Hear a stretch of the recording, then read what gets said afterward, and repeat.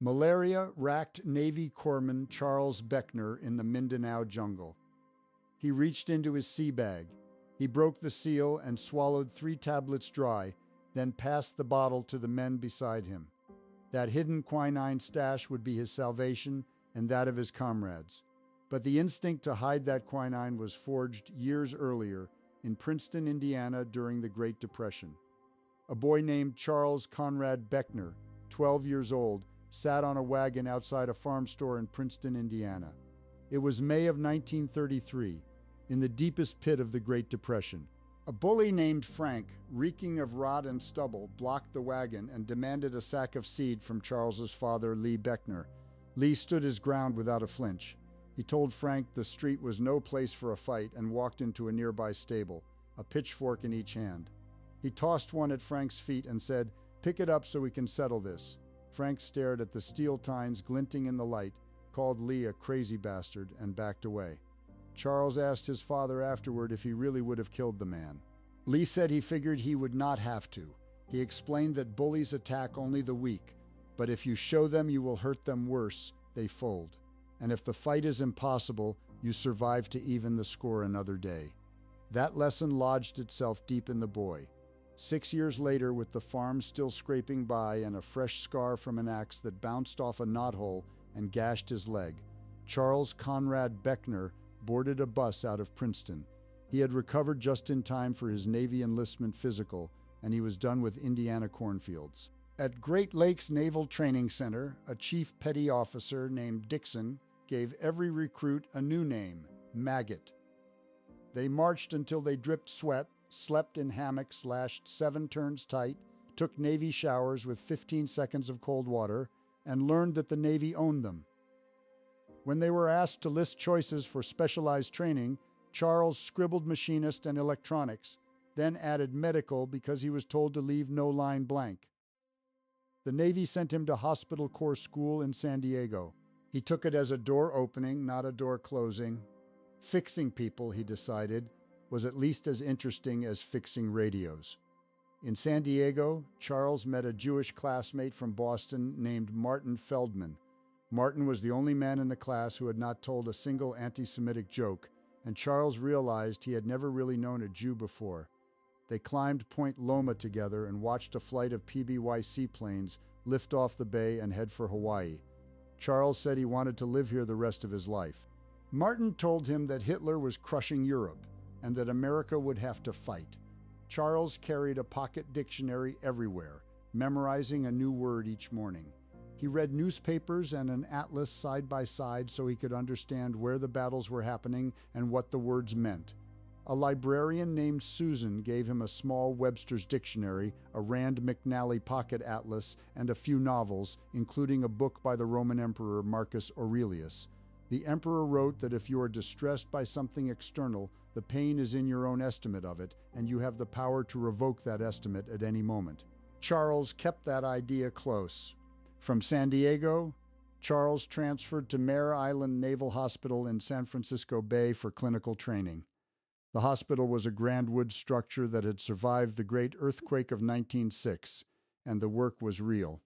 He drew blood, started IVs, stitched cuts, and assisted in surgery. On the night shift of the surgical ward, he met a Navy nurse with red hair and sharp green eyes. Her name was Mary Tallulah Finian, a Catholic girl from western Ohio who called her hair plain red. She told Charles that military rules meant they could be friendly, but nothing more. He did not argue. They talked through slow nights about Ohio cornfields and Indiana dirt and the mounting news from Europe. She was the first friend he made in the Navy who made him feel that some friendships might actually last. Then she got orders for the Philippines and left without saying goodbye. Charles felt the sting of that silence. Months later, his own orders came through. He was to report to the Canyacao Naval Hospital at Cavite in the Philippine Islands. He packed his sea bag, his pocket dictionary, and the book by Marcus Aurelius, and he boarded the transport ship USS Chaumont for a voyage across the Pacific. Enjoying the story? Subscribe to join us for the next one. In November of 1940, Charles Beckner stepped off the USS Chaumont at Manila's Pier 7, the air thick with a strange, pungent smell he would later learn was drying coconut meat.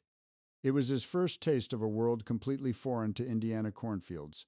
A blue Navy bus carried him south through Cavite City, past nipa huts on stilts, and delivered him to Canyacao Naval Hospital, a sprawling three-story structure of mahogany floors and shaded verandas sitting beside Manila Bay. The heat and humidity pressed down on him like a wet wool blanket, and he wondered if he would ever adjust. He reported to the surgical ward, and when the nurse at the desk turned, he found himself staring at a familiar face, Mary Tallulah Finian. She had disappeared from Mare Island without a word, and here she was, 9,000 miles from home. She rushed to him and held him in a long hug, explaining that an emergency call had forced her to leave the same morning she had booked passage on the Chaumont. In the days that followed, Beckner settled into the routine of tropical shifts 0700 to 1300 one day, then 0700 to 2100 the next, learning to coexist with the heat, the humidity, and the strange, fertile smell of the Philippines. By March of 1941, Beckner had earned a transfer to the Cavite Gunnery Range as the duty corpsman. He watched an instructor demonstrate the Browning M250 caliber machine gun, and when the man invited him to try, he stepped up, aligned the sights against a distant target, and squeezed off a burst that rocked his shoulders. The instructor looked at the target through binoculars and nodded. Beckner asked his commanding officer for formal authorization to train on the weapon, arguing that a corpsman might be the last man left to fire back. The approval came within hours, and he soon earned certification on both the 30 and 50 caliber Browning guns. That same week, Chief Petty Officer Toole called him into his office. "You've been promoted to Pharmacist Mate 3rd Class," he said, sliding a paper across the mahogany desk. The new rank came with a specialist pay raise, and within minutes, Beckner had calculated how much more of his check he could send home to his father. Toole then reached under his desk and pulled out a heavy leather scabbard. It held a model 1904 Hospital Corps knife, a 17-inch blade weighing nearly 3 pounds, designed for field medicine and light combat. "I'm passing it on to you," Toole said. "Care for it and pass it on when the time comes." In July, Beckner got his chance to see Patrol Wing 10 from the air. A machinist's mate named Joseph took him out to a PBY seaplane bobbing in Canyacao Bay. The pilot, Lieutenant Thomas Pollock, let Beckner ride in the nose compartment, and he watched through the plexiglass as the hull lifted off the water, the pontoons retracting into the wingtips as the plane climbed over Manila Bay. The takeoff was rough, the hull pounded every wave, but once airborne, everything smoothed out, and Beckner looked down at the green Bataan Peninsula and the fortress of Corregidor with a grin he could not wipe off his face. Pollock's voice came back through the intercom. "Strap in for landing." The plane descended, and the water rushed up fast. When the hull slapped the surface, it felt like hitting a brick wall, but Beckner was already hooked. He began pestering the pilots for more flights, asking to be assigned as a waist gunner. Pollock finally took him aside and explained, politely but firmly, that a radio man or mechanic who could also fire a gun was always more useful than a corpsman on a combat patrol. Beckner accepted the rebuke, but kept his eyes on the sky, watching the PBYs go out on long patrols over the South China Sea.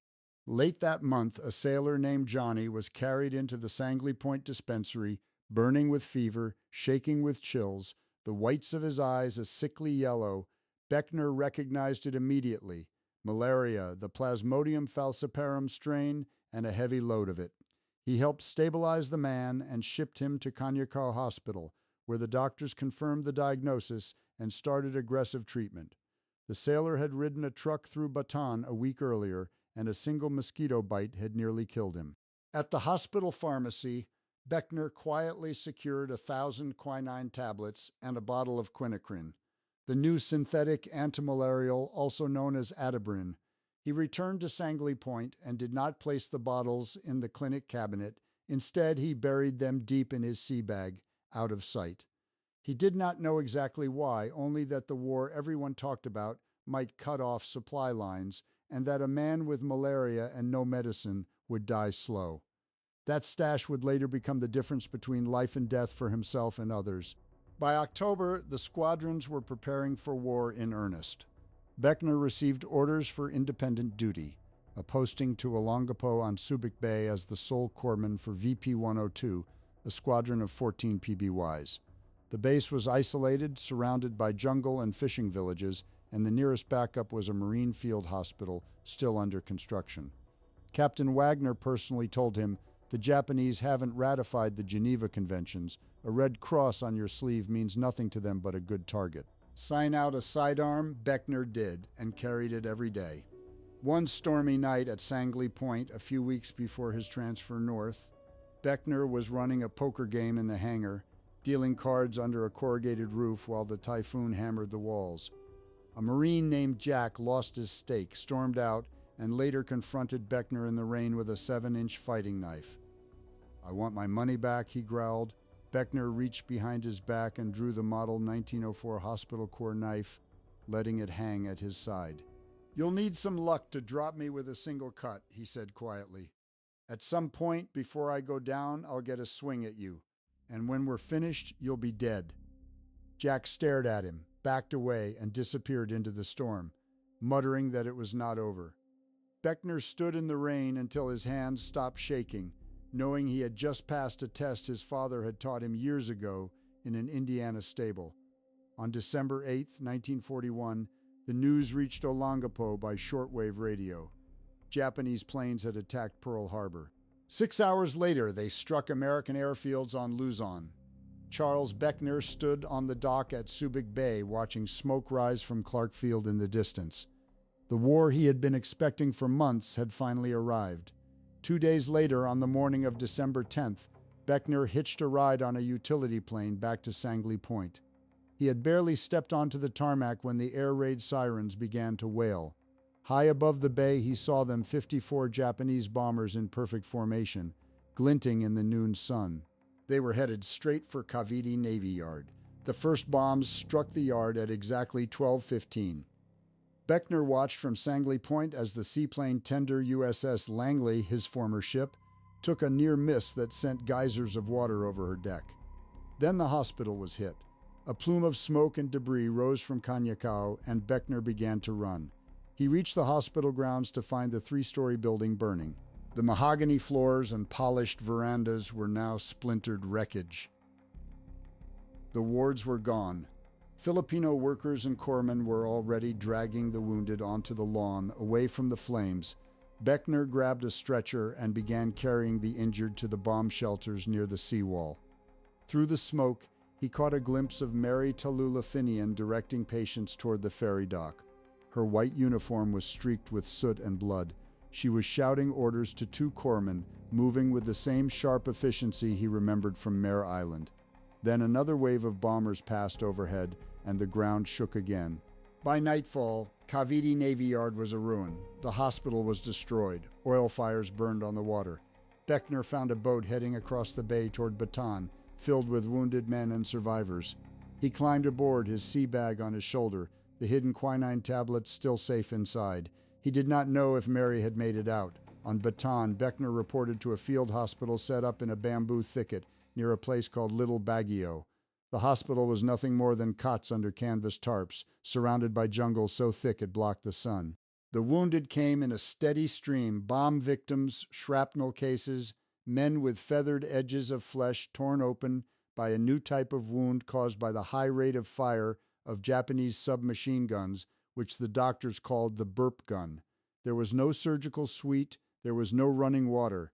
Beckner worked by lantern light, cleaning wounds, setting splints, and doling out sulfa powder like it was gold. By Christmas Eve, the rations had been cut to half. Men began to show the first signs of malaria. Beckner quietly opened his sea bag and began distributing quinine tablets to the men who needed them most. The air raids came every day at noon. The Japanese bombers flew high and slow, unopposed by American fighters. The men on the ground called them the daily visit. Beckner learned to work through the explosions, his hands steady on a bandage while the earth trembled. He had learned somewhere in the past weeks that fear could be pushed aside if there was a task to complete. On January 10, 1942, Beckner received orders to evacuate. He was needed on Corregidor. A small boat took him across the channel to the fortified island, and as he climbed onto the concrete dock, He saw the sheer cliffs and the gaping mouth of Malinta Tunnel. Inside that tunnel, 1,000 men were living underground, soldiers, nurses, and clerks, tunneling deep into the rock to escape the bombs. The hospital in Malinta Tunnel was a cavern lit by bare electric bulbs. The air was thick with the smell of iodine and sweat. Beckner found Mary Tallulah Finian there, working at a surgical table. She looked thinner, older, but her eyes were steady. She nodded when she saw him, then returned to her work. There was no time for conversation.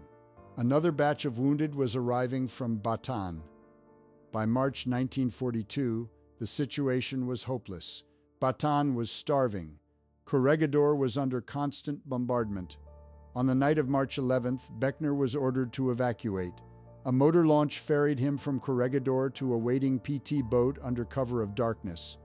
He climbed into the wooden hull, and as the boat pulled away, he looked back at the rock where Mary was still working, somewhere in the tunnel, beneath the falling bombs. Days later, the PT boat docked at a small pier on the island of Cebu.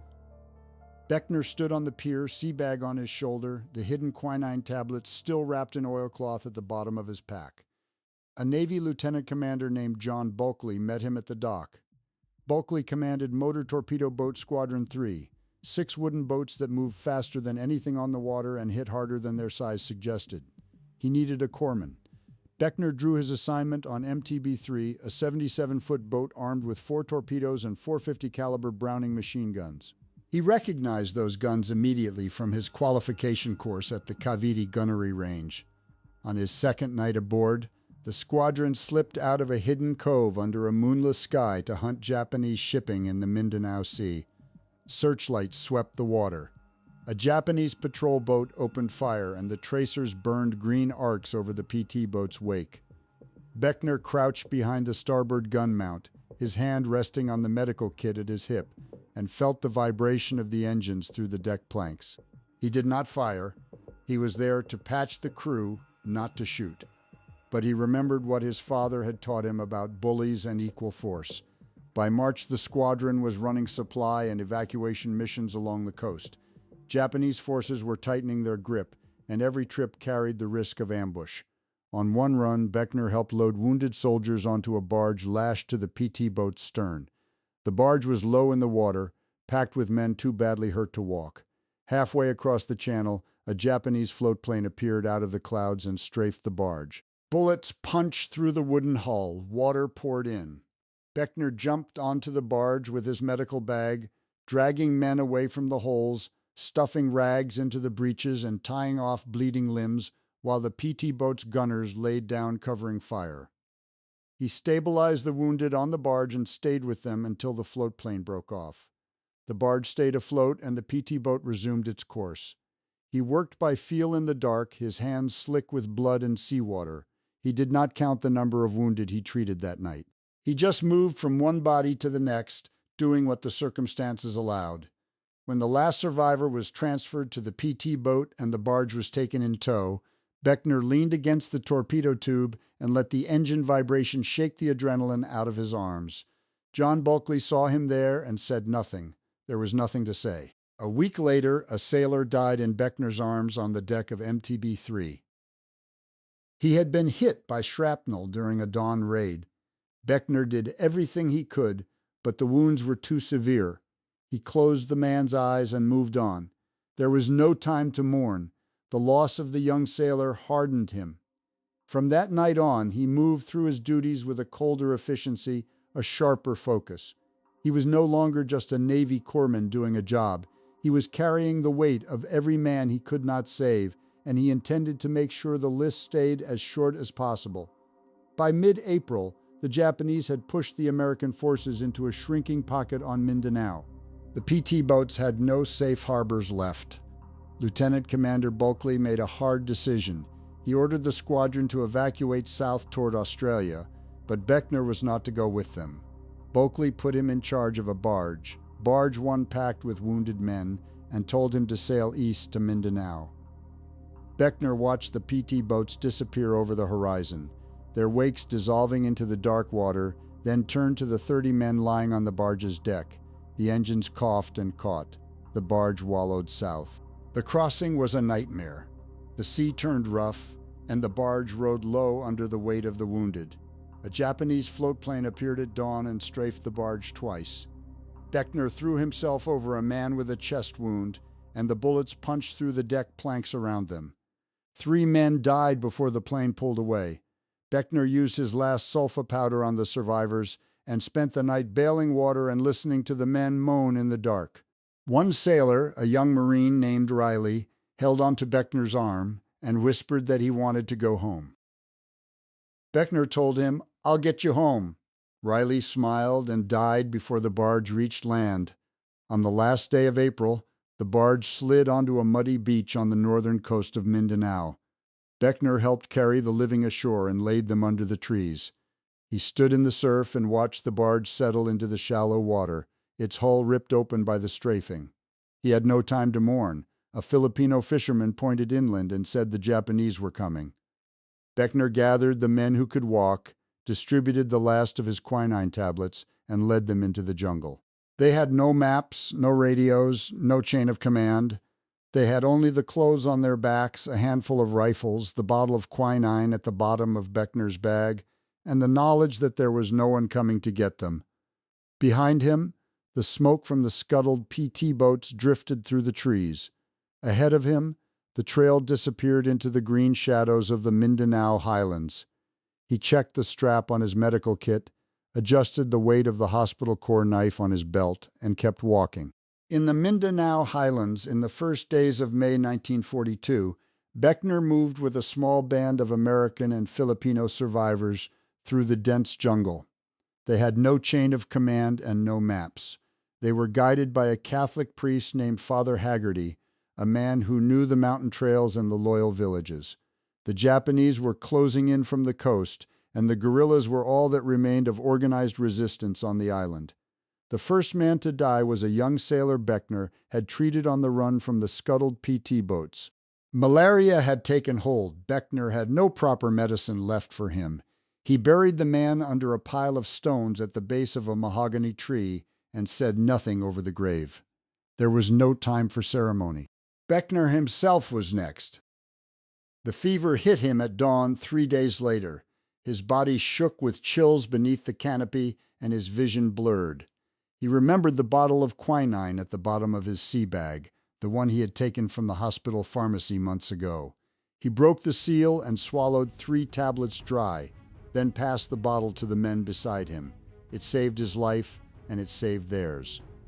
On the afternoon of May 1st, word reached the guerrilla camp that 2 PBY seaplanes had landed on Lake Lanao.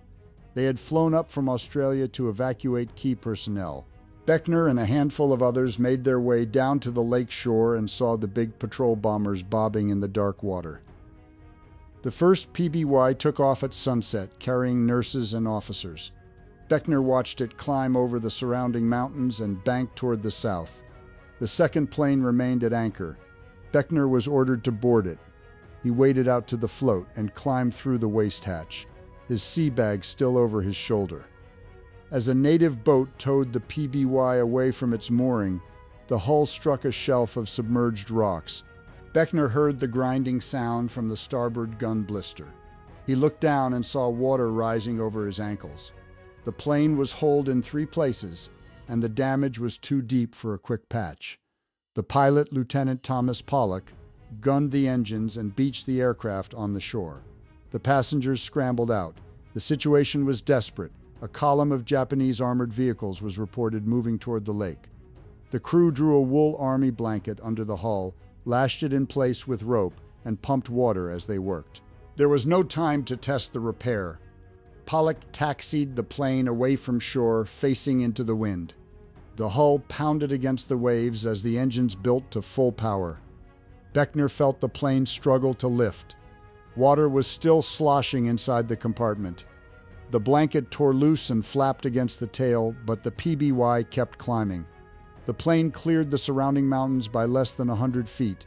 Below them, the jungle and lake fell away, and the coast of Mindanao shrank to a green line on the horizon.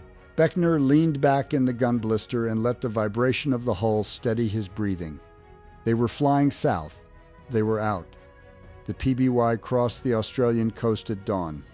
The damaged hull held together long enough for Lieutenant Pollock to set down in a calm bay near Darwin. Charles Beckner climbed out onto the wing, his sea bag still over his shoulder, and stood on solid ground for the first time in months. He did not look back at the sea.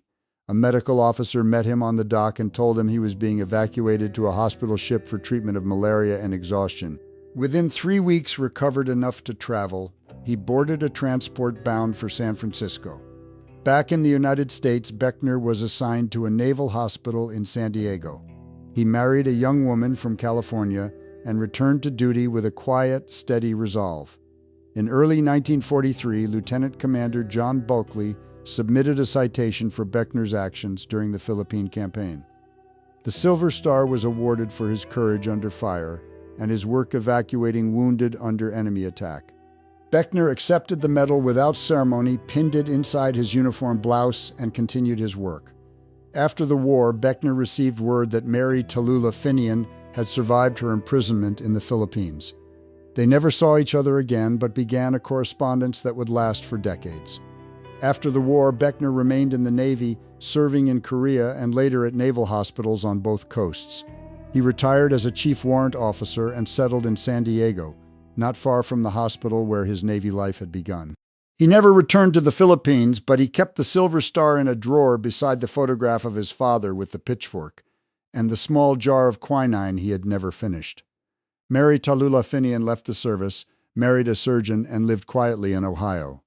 They exchanged Christmas cards for years, each knowing they had seen the other at the deepest bottom and come out on the other side. The story of Charles Beckner is not a story of generals or grand strategy. It is the story of a farm boy who learned that bullies fold when someone stands against them, and who carried that lesson across an ocean and through a war. If you or someone in your family has a story from the Pacific War, a memory passed down, a name on a monument, or a letter tucked away in a closet, we would like to hear it in the comments. Please subscribe to the channel and give this video a like to help us continue telling these stories. Thank you for listening.